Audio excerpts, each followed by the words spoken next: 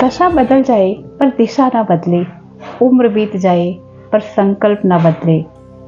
जिस उम्र में लड़कियां अपनी आंखों में सतरंगी सपनों का संसार बुनती हैं, उस उम्र में इस युवती ने अपने जीवन के 3 वर्ष देश की सेवा में समर्पित करने का निर्णय लिया और ये 3 वर्षों का सफर 4 दशकों में बदल गया, क्योंकि भगिनी श्रीमती जी हिंदू सेवा प्रतिष्ठान से 1982 में सेवाव्रती रूप में निकली और तब से अब तक वो कभी घर वापस नहीं लौटी, निरंतर सेवा में लगी हुई हैं।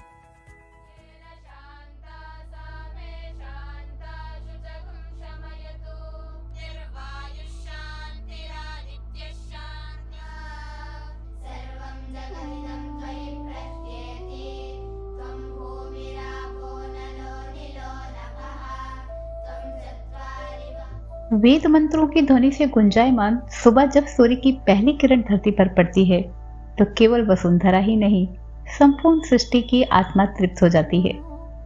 छोटी छोटी बच्चियों से लेकर किशोरियां तक जब बैठकर एक साथ वेद मंत्रों का वाचन करती हैं तो कर्नाटक के तटीय प्रदेश में स्थित इस गुरुकुल को देखकर प्राच्य भारत के प्रत्यक्ष दर्शन का आभास होता है। इस गुरुकुल में हमारी मुलाकात होती है एक ऐसी तपस्वी समाज सेविका से जो पिछले 4 दशकों से अनवरत सेवा के कुंड में अपनी आहुति दे रही है।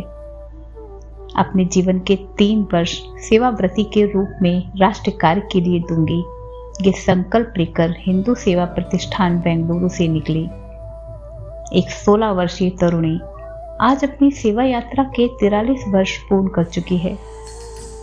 जिस उम्र में युवतियां अपनी आंखों में सतरंगी सपनों का संसार लेकर जीती हैं, उसमें उन्होंने सेवा का पथरीला पथ चुना।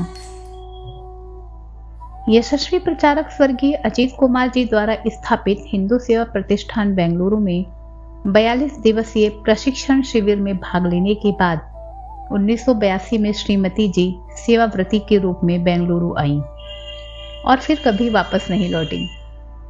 उनकी पहली कड़ी परीक्षा गुलबर्ग में हुई। यही उनका पहला कार्य क्षेत्र था।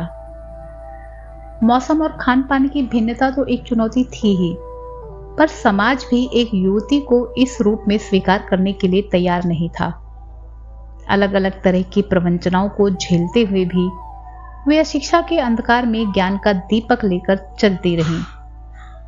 3 वर्ष बाद सरस्वती विद्या मंदिर बीजापुर की संपूर्ण जिम्मेदारी श्रीमती जी को सौंप दी गई, पर यह कार्य इतना आसान नहीं था। सबसे बड़ी चुनौती तो वहां के बच्चों को स्कूल तक लाने की थी, जिसके लिए उन्हें घर घर जाना पड़ता था।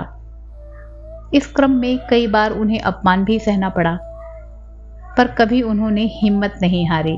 अपने लक्ष्य को हासिल करने में कभी पीछे नहीं हटी। इन विद्यार्थियों में से कुछ अपने जीवन में काफी आगे बढ़ गए हैं, पर आज भी अपनी इस मानस माता से मिलने आते हैं। उनकी इस यात्रा का दूसरा चरण आरंभ हुआ मैत्री गुरुकुल से। गुलबर्ग से वापस दक्षिण कर्नाटक लौटी एक आधुनिक गुरुकुल की परिकल्पना को साकार करने के लिए पिछले 30 वर्षों से श्रीमती दीदी का स्नेह मैत्री गुरुकुल की कन्याओं को मिल रहा है। 1994 से बंटवाला तालुका के मुकरजे गांव में चल रहे इस गुरुकुल में वेद, योग, कृषि, कला, कौशल के साथ साथ बच्चों को आत्मनिर्भरता के गुण भी सिखाए जाते हैं। भारत के सभी राज्यों से ये बालिकाएं आती हैं। 28 वर्षों से श्रीमती जी इन बच्चियों को कभी उनकी मां बनकर तो कभी बड़ी बहन बनकर उनका मार्गदर्शन कर रही हैं। गुरुकुल पद्धति से पढ़कर निकली ये बच्चियां भारतीय संस्कृति की सुगंध संपूर्ण विश्व में फैला सकें, इस उद्देश्य को पूरा करने के लिए श्रीमती जी ने गुरुकुल को ही अपना परिवार बना लिया। स्वर्गीय अजीत जी की ये प्रेरणा स्रोत मानने वाली इस मां ने अपने आंचल में सैकड़ों बच्चों को समेटकर उन्हें जीवन की नई राह दिखाई है।